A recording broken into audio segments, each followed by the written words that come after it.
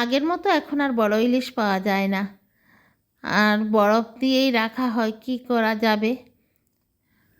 এখন বাজারে এলে আগে যেরকম বড় বড় ইলিশ দেখা যেত, না, এখন 800-900 গ্রামের বেশি পাওয়া যায় না। আমি নিলাম 900 গ্রামের একটা ইলিশ মাছ, আর বড় নেই।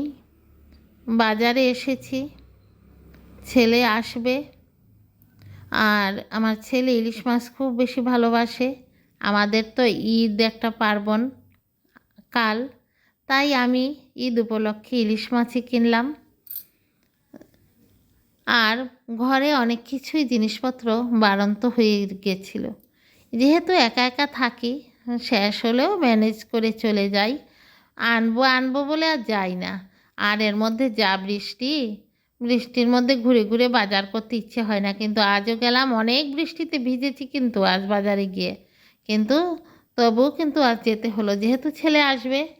এখানে আমি একদম ঈদ উপলক্ষে আমাদের যে পিঠে চিড়ে বানাতে হয় তার সামগ্রী, এবং আমি সঙ্গে ঘরের সবজি বা মশলাপাতি বা তেল, নুন, এটা হলো একটা মশার ধূপকাঠি, এটা আর কোনো দিন আনিনি। দোকানদার বলল এটা নাকি খুব ভালো, তাই আজ নতুন আনলাম এক বান্ডিল। হারপিক ফুরিয়ে গিয়েছিলো, হারপিকও এনেছি।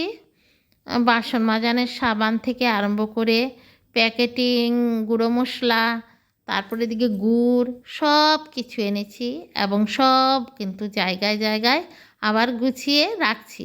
কে রাখবে? গুছিয়ে আমাকেই তো রাখতে হবে। আমার দুটো হাতেই আমি 10 হাতের কাজ করি। বন্ধুরা, আমার পরিচয়টাই বলা হয়নি। আমি ভারতের আসামের হোজাই থেকে জয়া। আজকের ভিডিওটি করছি দৈনন্দিন জীবন চ্যানেল 2 এর পক্ষ থেকে। কে কেমন আছেন?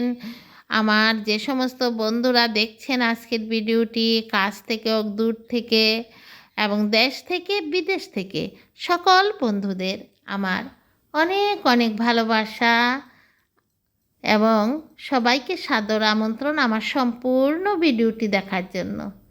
কেউ কিন্তু একটু ছিটেফুটেও রেখে দেখবেন না, বুঝলেন বন্ধুরা? অনেক কষ্ট করে এবং আমার বন্ধুদের জন্য এই ভিডিওটা করলাম। একজন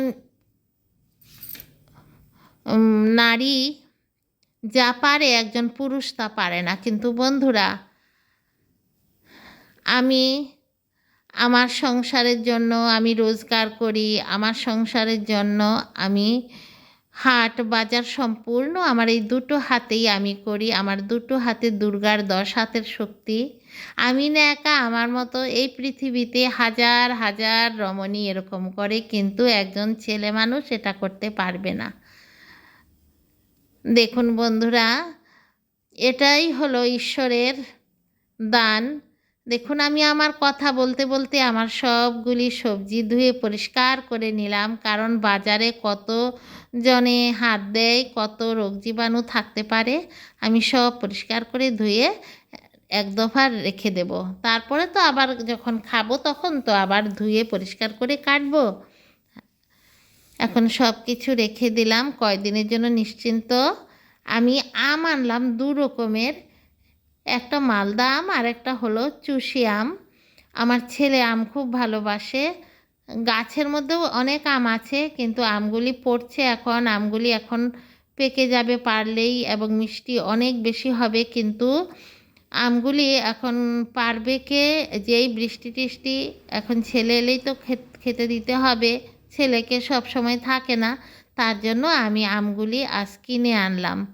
এখানে আমি কিছু সবজি সকালে কাটিয়ে রেখেছিলাম, শিম, ঝিঙ্গে, পটল, এগুলি দিয়ে আমি আগের আমার একটা মাছ যে ওই দিন কিনেছিলাম, রুই মাছ অনেক বড়, সেই মাছ দিয়ে আমি রান্না করব। আর এই যে ইলিশ মাছ এনেছি, ইলিশ মাছটা পরিষ্কার করে ধুয়ে আমি নিচ্ছি। ইলিশ মাছ, অনেকে বলে ইলিশ মাছ কাটার পরে বেশি ধুলে বলে টেস্ট চলে যায়, কিন্তু আমার তো ভালো লাগে না। ইলিশ মাছ আমার কাটার পরে যদি ভালো করে আমি অনেক ভালো করে আমি ধুতে হয়, না হলে আমার ভালো লাগে না।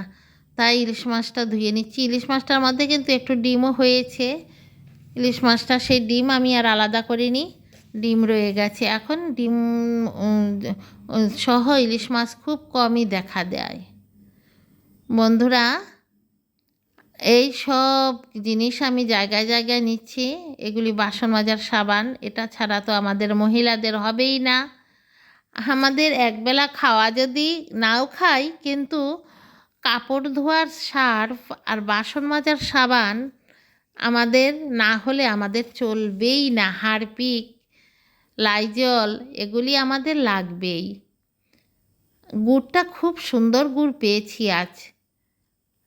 ঈদ উপলক্ষে পিঠাপুলি যাই বানাবো, গুড় তো লাগবে, তেল লাগবে। আমি তেলগুলি সব রেখে দিয়েছি, আর 1 প্যাকেট রেখেছি, বোতলে ঢালবো। আর এখানে চিনি, মুড়ি, চিড়া, বিস্কিট যা যা এনেছি সব রেখে দিয়েছি। এখন বন্ধুরা, আমি একটি অতি সহজে আজ রান্না করছি, আপনাদেরও দেখাচ্ছি। যারা যারা জানেন তো জানেন, যারা জানেন না, নতুন রাঁধুনি, ওনাদের জন্য আমি আজকে এই রান্নাটা দিচ্ছি। এখানে আমি ইলিশ মাছ হাতে মেখে রান্না করছি, সঙ্গে দিলাম বেগুন।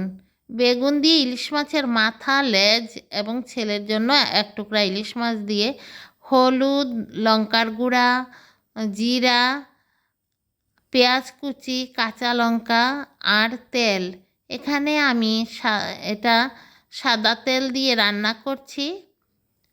আর সব কিছু দিয়ে আমি হাতে মেখে, পরিমাণ মতো জল একটু বেশি দিতে হবে, দিয়ে আমি এটা ঢেকে জাল করতে থাকবো।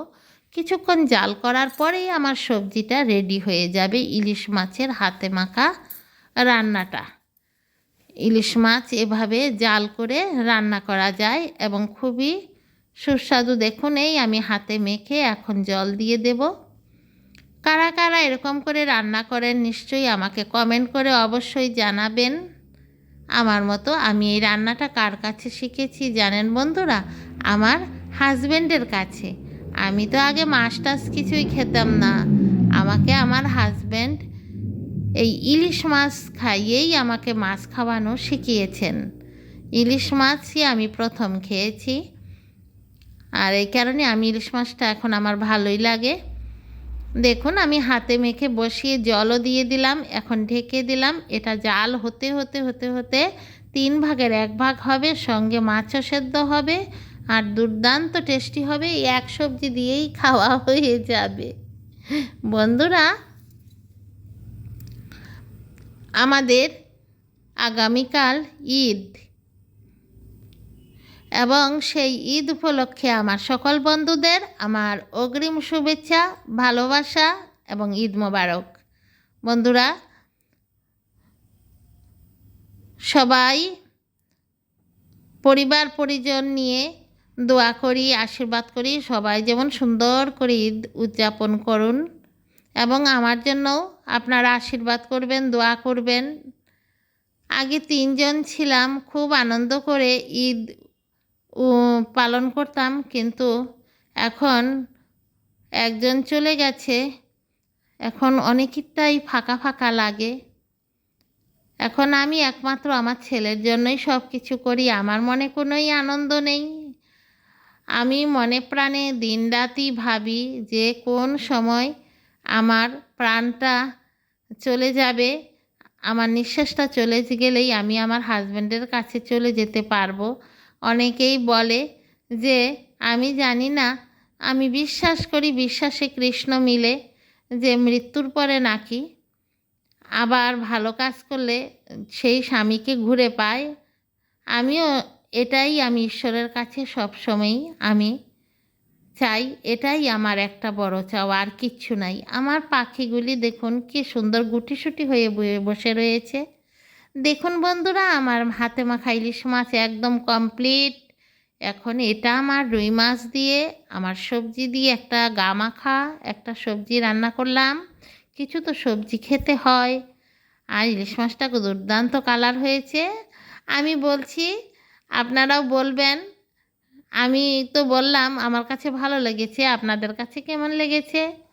বন্ধুরা, আমার ভিডিওটি শেষের পথে চলে এসেছে। আবারও বলছি, সবাই আমার হাজব্যান্ডের জন্য দোয়া করবেন। আমি চান করে নামাজ পড়ে এসে বলছি বন্ধুদের সঙ্গে এখনই বিদায়টা নিয়ে নেই। বন্ধুরা, সবার জন্যই দোয়া করি, সবার ঈদ খুব খুব ভালোভাবে কাটান এবং পিঠেপুলি সব বানিয়ে আনন্দ উৎসব করুন। আমিও পিঠেপুলি যা বানাই সামনের ভিডিওতে আপনাদের দেখাবো। আর সবাই একবার চেক করুন, একটা করে লাইক দিবেন এবং আমার এতক্ষণ বকবক শুনে আমার প্রতি আপনাদের কি কোনো মায়া হয়েছে যে আমি যে এই ভিডিওটাতে আপনাদের কত ভালোবাসি, আপনারা কি বুঝতে পেরেছেন বন্ধুরা?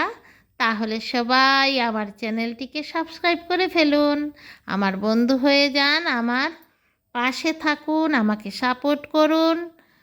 আজ তাহলে বন্ধুরা আর বকবক করব না, আজ এখানেই আপনাদের থেকে বিদায় নেব। দৈনন্দিন জীবন চ্যানেল 2 এর পক্ষ থেকে, ভারতের আসামের হোজাই থেকে জয়া, আবারও অনেক অনেক শুভেচ্ছা, অনেক অনেক ভালোবাসা আমার বন্ধুদের। সবাই আমার পাশে থাকুন, সাপোর্ট করুন। আবারও দেখাবো নতুন আরেকটি ভিডিওতে। আসসালামু আলাইকুম।